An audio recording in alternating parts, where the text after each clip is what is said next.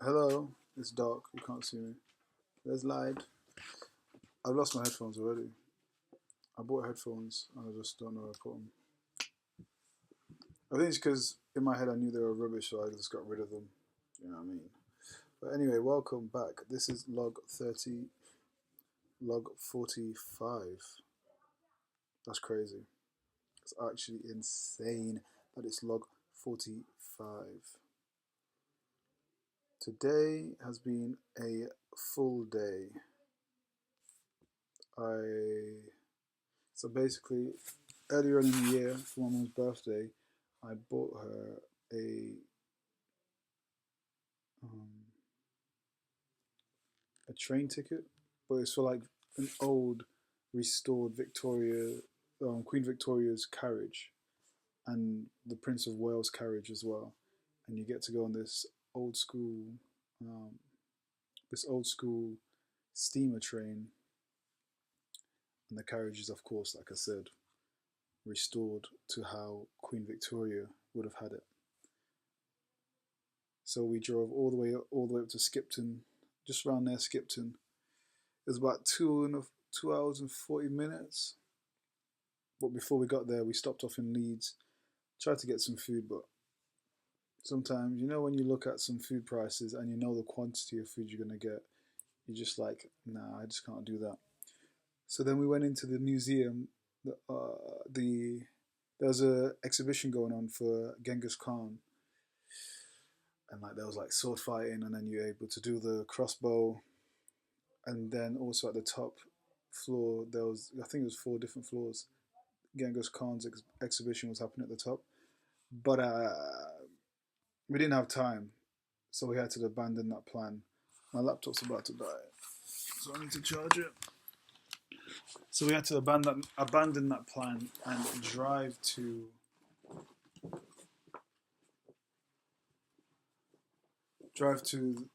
do the last hour of the trip up to Skipton, which was nice. The views were beautiful. It was really nice, and I'm glad that my mum had time to kind of enjoy it. And it's funny because my mum was telling me that she watches these vlogs. So hi, mom. Hey, mother. Oh. On that journey, it allowed me to think about a lot of things. I'm glad that my mum had a wonderful time. But before I get onto that, actually, we arrived there at the train station with like 10 minutes to spare, but we went to the wrong section. We went to, I think it's MC, no, MZ, no, Esme. Oh, that's it. Honestly, I am so tired. You can see by my eyes, I'm just knackered. But I'm gonna rewind. I have to rewind. So pause. I learnt this from a friend called Declan, and I think he said he learnt this from another friend called Kick. And this is when you hold on to what you're about to say. Thank you. Last night, I got home and I was tired and I was kind of moody. Not moody, but I was in a weird mood. And then I showered and then I started to tell myself, like, Emma, get out of this. I think it's because I felt like I wasn't doing enough again. But I was like, Emma, hey, patience. Be patient with yourself. Just keep going. Have the discipline to just keep going forward. Don't try and rush anything, and don't try and feel like you need to accomplish things build the world in a day. And I was in the shower and then I started thinking about failure. And then the video popped in my head, an Instagram video popped in my head to do a video about failure and what is failure and how can failure help you in your life and what failure can do. So I started thinking about that idea. Then I did a little interview. Well, it's not really an interview. I asked that question to my in-laws and I got them to answer it in French. So then I can make the video and then have other people's voice notes as slides.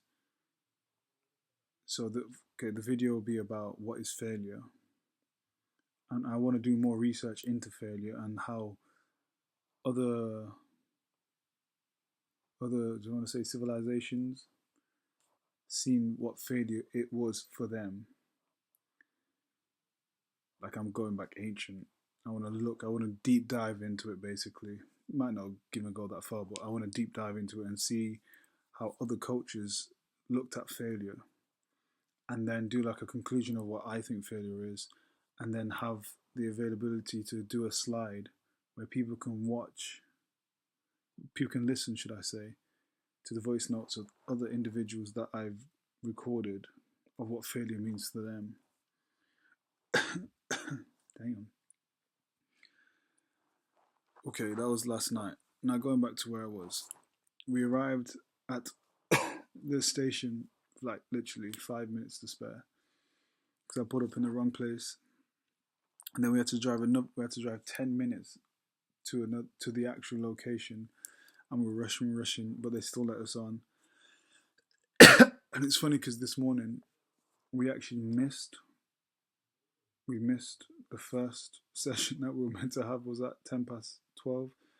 But when my mum came, she forgot her phone at home, so then my sister had to drive, meet us at Foss Park to give my mum a phone, and by the time she got there, it would have been too late. So we kept calling them, and the guy, what was his name again?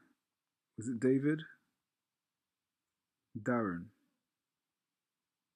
I'm so bad with names. David or Darren, thank you, brother. You know who you are, thank you. You really helped us out. He put us on the 3:05 train. So that's why we had the chance to go up to Leeds and do all those things. And we still ran late. That's the funny thing, is we still ran late. We got on the train, and there was a couple that restored that train, and they were telling us the history of the train and when it first came around and all these different types of things. The woman was an amazing, what's the word I'm looking for? Presenter. The way she presented like herself, but everything, like she was like a comedian. She's like literally doing a stand-up comedy of Asian background. I don't know if she's Chinese.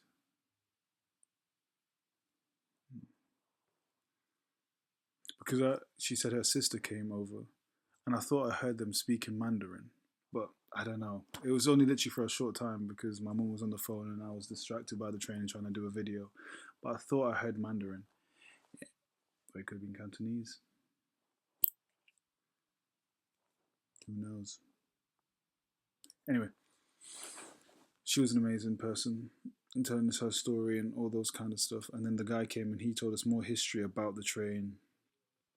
And we're on the train enjoying it, and like they kept giving us like loads of cakes and teas and all that kind of stuff because it's like an afternoon tea basically, as the Queen Victoria would have done back in her day. And the guy, the way he was, and then the guy had the guy was telling us the history, but then he started talking about how he really wants to get the younger generation involved because he feels like the job opportunities for our generation nowadays is way less than it was back then. He was saying like when he was like 14, he was like driving a tractor and all these kind of stuff.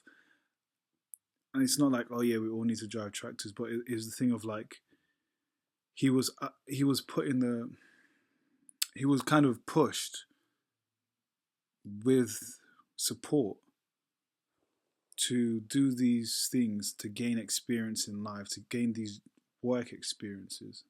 So then when he finally goes into the real world as an adult, he's got all this experience backing him, and from the support that he's gained and all the people he's met and all the connections he's gained, he's able to go into the real world. But nowadays, he was kind of saying that it feels like it's a lot to do with just social media, which social media can be good, but the bad thing about it is that a lot of people are just on their phones and don't actually know how to socialize with the people around them or the world itself. And it's going to be much more difficult for kids who are constantly on the phones or tablets or whatever it is, who are on it 24/7, because all they know is the tablet or the phone. That is their friend. And that's how they make friends, through that tablet or phone. So they're not actually going out in the real world and playing with other kids in a park or whatever it is or wherever they are. And even when you go to school, then the kids get more like anxiety starts to build up because they're not used to actually another kid running up to them and be like, "Hey, oh, what's your name?" Blah blah blah blah blah. Like it might be too much for them because all they've known was this tablet or phone. And that's the thing he was kind of saying. I was, oh, that's actually really true, and I really do like that. And he was saying that he's trying to give other opportunities for people to come in. He's a person, he's an individual that loves trains, and he's like his father was one of the first, like, when was it? Basically, the red light when you see on a train. His father built the brake system. Of course, not just his father, but other people. But his father was one of the people that helped to build the brake system. So when there's a connection between the red light and the track itself. So when the red light pops up, the train would automatically stop itself, which causes less accidents and less incidents. Because back then there was this whole thing of people were scared of trains because when trains first came out, a lot of people were really scared about it and all these kind of stuff. So anyway, yeah, he was saying all that, and I was like, you know what, you got a good vibe about you. So we stopped off at one of the stations. My mum was taking videos and pictures, and I feel like I should have taken more videos and pictures with my mum at that time, but I got distracted, and I was like, hey, let me interview this guy. So I interviewed the guy and asked him a few questions, got it on the voice notes. And he was just telling me about his life and about him and his wife and what this whole thing kind of means to him, trying to make people, which was nice actually. He said a good slogan. What was the slogan?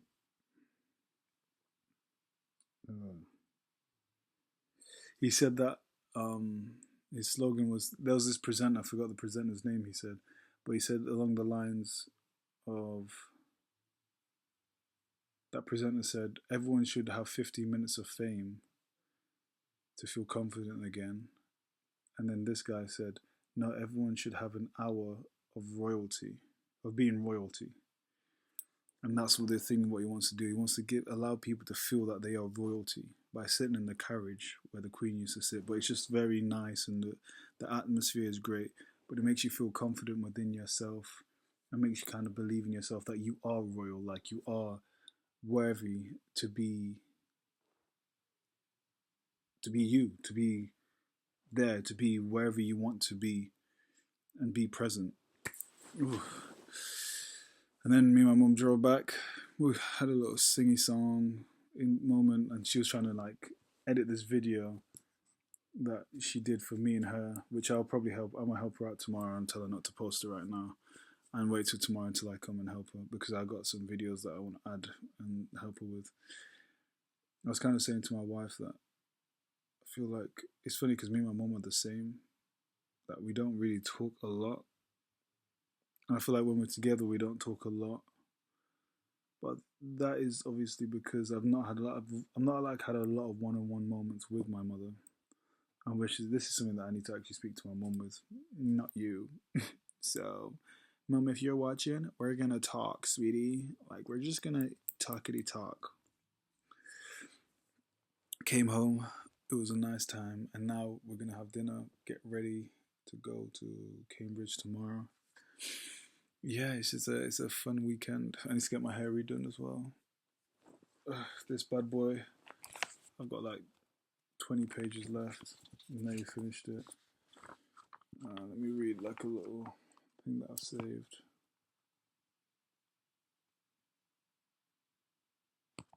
$102.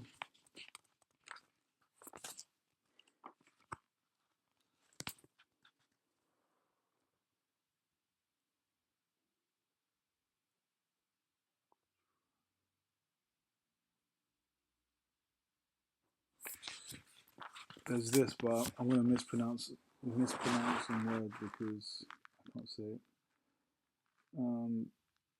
With horses provided by the rancher who had given us lodging, we set off on the return journey, accompanied by the same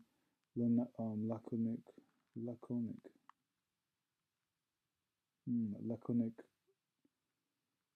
couture, couture speaking guide. Couture. Basically, he's in Peru right now, and he's talking about a guide He's basically talking about he was invited to go to this ranch of this doctor, and when he gets to the ranch, he's talking about how, of course, there's still this thing of like there's the rich Spanish, and then you've got the actual indigenous people still being slaves.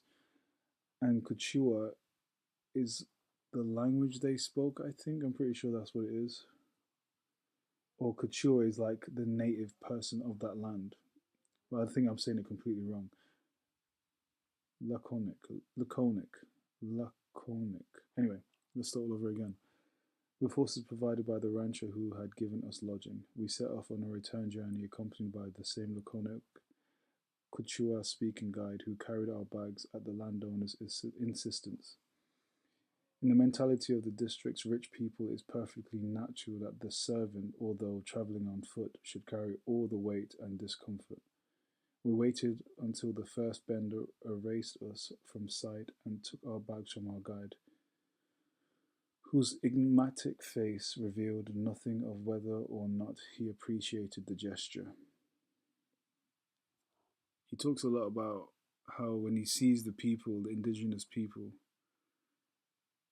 that they came from their race came from mighty warriors, and now after centuries of slavery and um, occupation and belittling, and there's so many words. The people in his time, what he's seen that the fight wasn't there anymore. Even though their ancestors might have fought off the Spanish the first time, now he's seen that a race that's kind of has a history of fighting, but the people don't want to fight no more. And it kind of he's just talking about how it's interesting because he's seeing what he's saying what he's seeing. He's seeing this thing like he knows the history, and a part of him is like, why don't you want to fight? And of course, it's much more than that. You can't be like, oh, why don't you want to fight? When your whole life you've been a servant, you're like a slave and being belittled by all the rich Spanish people who came to your country and just destroyed you, like just destroyed your culture, your history, everything. I built churches all over your country in a way to slowly erase your temples and your beliefs. So there, of course, there's an understanding, but for him, it's just that thing of like, fight. Why don't you want to fight? And of course, it comes from a guy who comes from a rich family, and he has an understanding, is more educated to know, okay, why don't these people fight? But at the same time, it's like you can't really say that. But anyway, yeah, there's points that I'm just like, I really like this.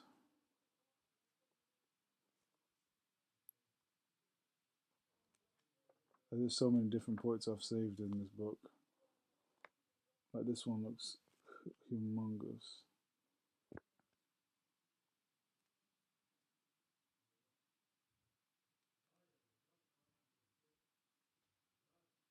Yeah, I'm nearly finished with this book, and then I've got his Bolivian diaries.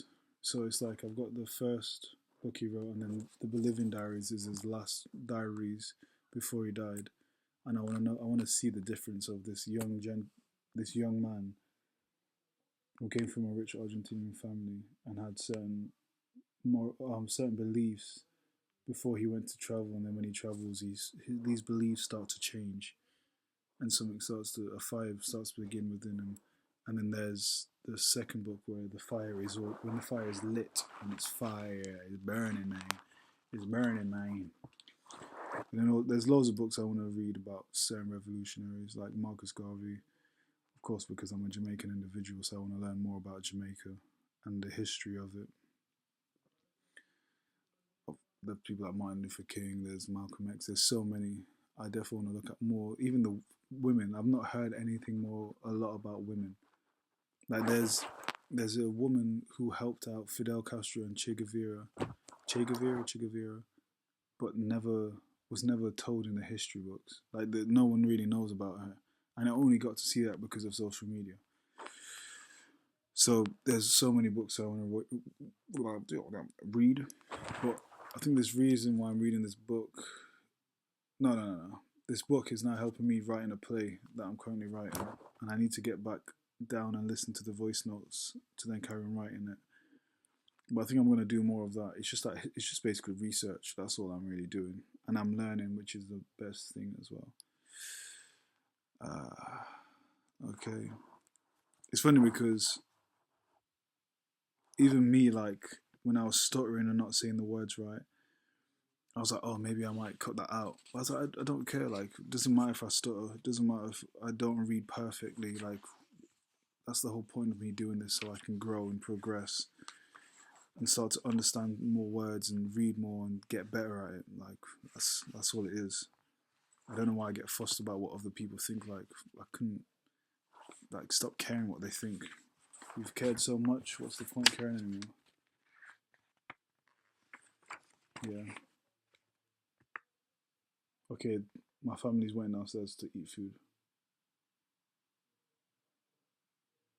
Yeah, let me go downstairs and not starve these people.